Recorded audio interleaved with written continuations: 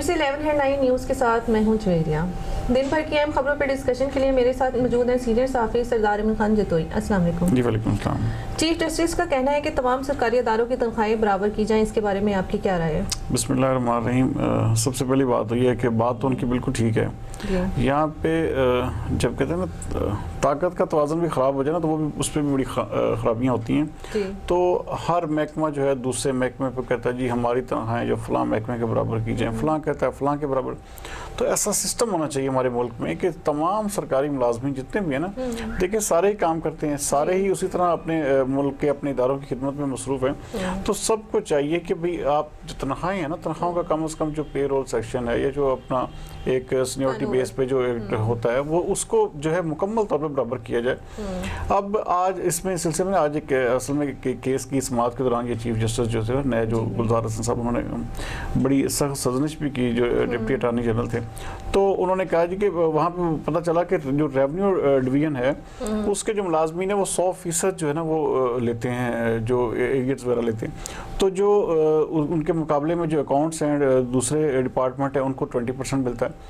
तो यहाँ पे आके ना वो फिर उन्होंने बड़ा इस मामले में कहा कि भाई हर जितना भी सरकारी मुलाजिम है सब बराबर के शहरी हैं, तो बराबर काम करते हैं। तो इसमें ये वैसे भी हमारे मुल्क में ये कानून होना चाहिए, इसके हवाले से जो है ना लेजिस्लेशन होनी चाहिए वहाँ पे कौमी असम्बली में। असल में हमारी हुकूमत की तवज्जो जो है ना इस तरफ नहीं है।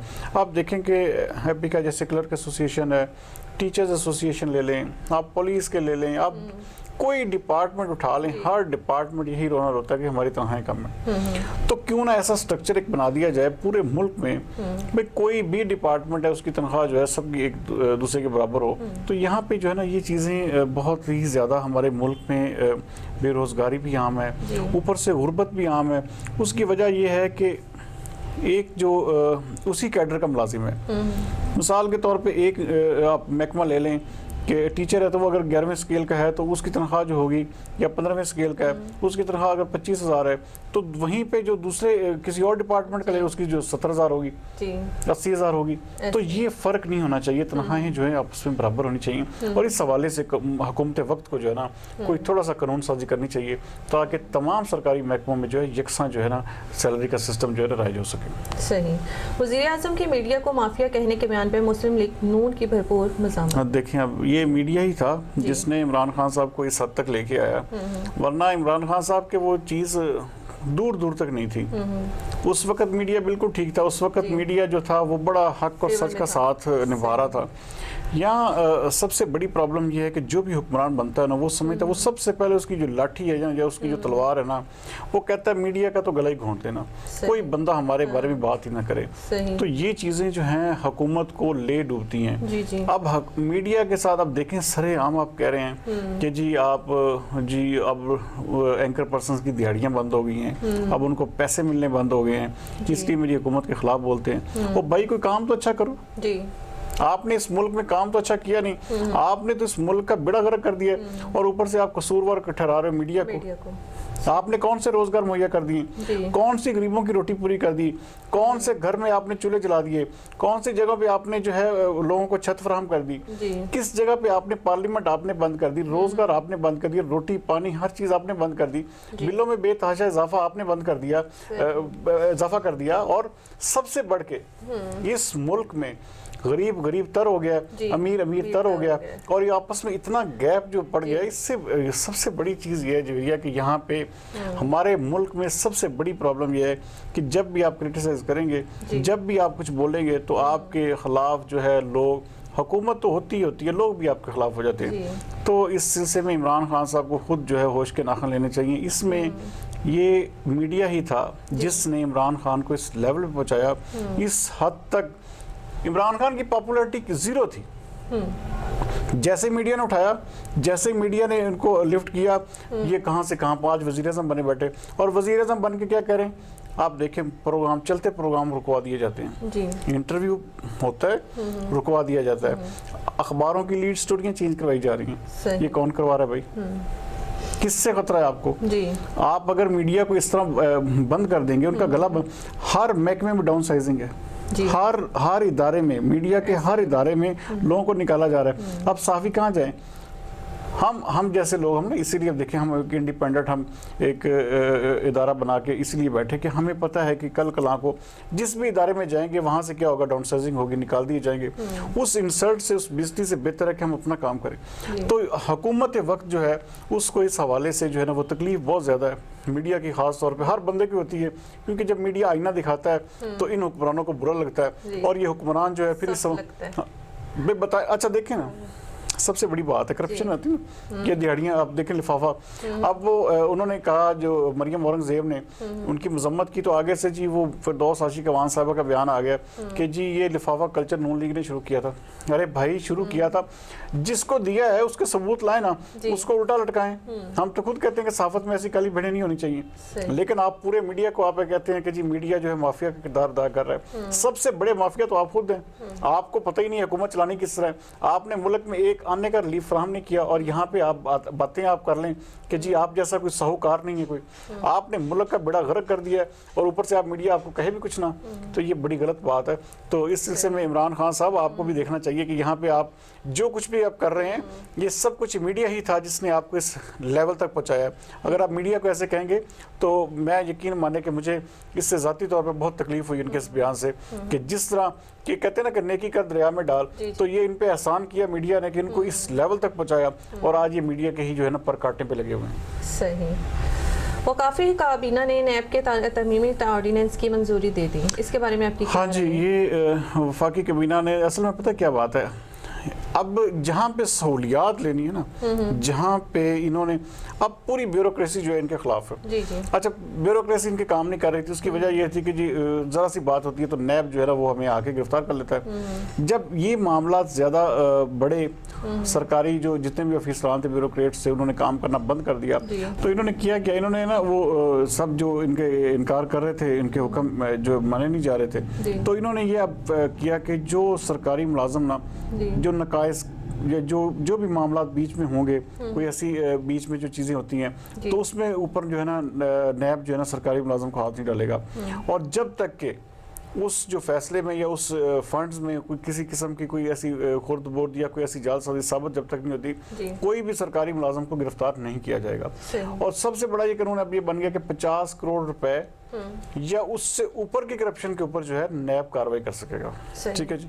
پھر کیا ہوا کہ جی 3 مہینے تک اگر نیب کوئی بھی سرکاری ملازم کو گرفتار کرتا ہے، 3 مہینے تک کوئی پروف نہیں ملتا، کوئی اس کا ثبوت نہیں آتا، تو اس میں پھر کیا ہوگا کہ وہ جو سرکاری ملازم ہے وہ ضمانت کا حقدار ہوگا. تو اب ایک قسم کا یہ بیسیکلی سرکاری جو بیوروکریٹس ہیں ان کو سہولت دینے کے لیے، ان کو ایک قسم کا فیسیلیٹیٹ کرنے کے لیے یہ سارا قانون جو ہے ترمیمی آرڈیننس دیا گیا ہے، جس میں یہ ہوگا کہ جو بیوروکریسی ہے وہ اور زیادہ پاورفل ہوگی.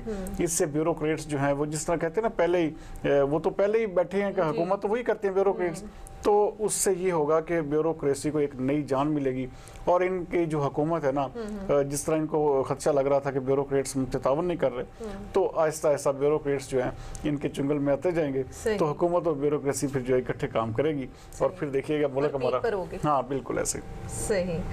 بے نظیر بھٹو کی برسی پر خطاب کرتے ہوئے بلاول بھٹو زرداری نے کہا کہ نیب پاکستان کے نام پر ملک میں سیاسی یتیموں کا راج. اس کے بارے میں آپ کیا کہیں گے؟ بالکل یہ سب سے بڑی بات. انہوں نے دیکھیں آج بے نظیر بھٹو صاحبہ جو ہیں اس ملک کی 2 دفعہ وزیر اعظم رہی ہیں، اور ان کو جو ہے آج ہی کے دن جو ہے ایک بم دھماکے میں وہاں پہ حملہ ہوا، لیاقت باغ میں جلسے کے دوران بم دھماکہ ہوا، فائرنگ کر کے ان کو جو ہے گولیاں مار کے ان کو وہاں پہ شہید کیا گیا. تو اس سلسلے میں آج جو پیپلز پارٹی تھی اس کا جلسہ بھی انہوں نے لیاقت باغ میں بلاول بھٹو نے ہوا تھا. تو وہاں پہ انہوں نے تقریر کی، تقریر بڑی جامع تھی ان کی. انہوں نے وہیں پہ انہوں نے یہ کہا کہ جو سیاسی یتیموں کا جو راج ہے نا ہمارے ملک میں یہ ہو چکا ہے، اور اس کو جو ہے جلد از جلد ہم، بلکہ انہوں نے یہاں تک کہہ دیا کہ 2020 جو الیکشن کا سال ہے اور اس حکومت کے جو ہے نا خاتمے کا سال. تو اس سلسلے میں ظاہری بات ہے کہ پیپلز پارٹی جو ہے بڑی اس وقت جو ہے محنت کر رہی ہے. بلاول بھٹو کو جو ہے نا وہ تھوڑے سے وہ جسے کہتے ہیں چانسز نظر آ رہے ہیں کہ کسی طرح سے بھی اگلی حکومت جو ہے نا ہو سکتا ہے کہ پیپلز پارٹی کو دی جائے یا مل جائے، یا ان کے جو ہے وہ جسے کہتے ہیں ان کے لیے کوئی سافٹ کارنر پیدا ہو رہا ہے. تو اسی لیے جو ہے نا بلاول بھٹو صاحب جو ہے نا تابڑ توڑ قسم کے بیانات دے رہے ہیں. تو آنے والے دنوں دنوں میں مزید گرمی ہوگی. یہ نیب اور بلاول بھٹو کا بھی ایک میچ ہونے جا رہا ہے اگلے چند دنوں بعد. تو یہ ان کا کہنا ظاہری بات ہے, وہ سیاست کا دان ہے, تو سیاست دان ظاہری بات ہے وہ ان کو کبھی بھی جو ہے نا اسپیس نہیں دیں گے حکومت وقت کو. تو ان کا یہاں تک یہ کہنا کہ یہ جو سیاسی اداکار سارے اکٹھے تھے, بات ان کی ٹھیک ہے. جتنے بھی لوگ آپ دیکھیں پیپلز پارٹی نون لیگ کے لوگ ہیں جو عمران خان کے ساتھ شامل ہیں, یا مشرف کے جو زمانے کے لوگ تھے, تو عمران خان صاحب کی جو پارٹی کے لوگ, جو اصل پارٹی تھی نا, وہ بہت کم, شاذ و نادر اکا دکا لوگ ہیں جو ان کے ساتھ ہیں, باقی سب انہی لوگوں نے گھرا ہوا ہے. تو سیاسی اداکار ہیں, دیکھتے ہیں اب کب تک یہ ان کی جو اداکاری چلتی ہے. صحیح. اسد عمر کی اپنے بیٹے کی شادی پر ڈانس کی ویڈیو وائرل ہونے پہ سوشل میڈیا میں باتیں. دیکھیں نا, یہ بات بہت غلط بات ہے.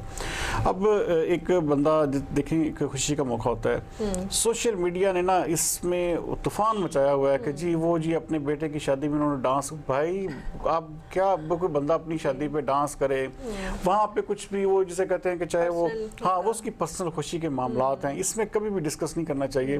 اب ہر گھر میں, ہر جگہ پہ, اب کوئی بھی شخص ہے, اس کا بیٹا بیٹی, جب بھی اس کی کوئی شادی ہوتی ہے, گھر میں خوشی کا عالم ہوتا ہے, تو اس طرح کی چھوٹی موٹی چیزیں ہو جاتی ہیں, اس کو اس طرح وائرل کر دینا, اس کو طوفان کھڑا کر دینا کہ جی یہ پی ٹی آئی نے یہ جی ڈانس کلچر. او بھائی, ہر گھر میں ہوتا ہے, تو پھر ہر گھر میں کیا پی ٹی آئی نے ڈانس کروایا ہے؟ ہر شادی پہ ڈانس ہوتا ہے, ہر گھر میں. یہاں پہ ہمارے سب سے بڑی بات یہ ہے کہ خود میاں فصیحت دوسروں کو نصیحت. یہاں پہ ہمارے ملک میں یہی چیز چل رہی ہے, اور ہم دوسروں کو کرٹیسائز کرتے ہیں. لیکن یہ اسد عمر جو ہے نا, انہوں نے دیکھیں اپنے بیٹے کی شادی ہے, تو اگر مثال خوشی کا اظہار کیا, تو اس میں کوئی ایسی ممانعت یا کوئی برائی نہیں ہے.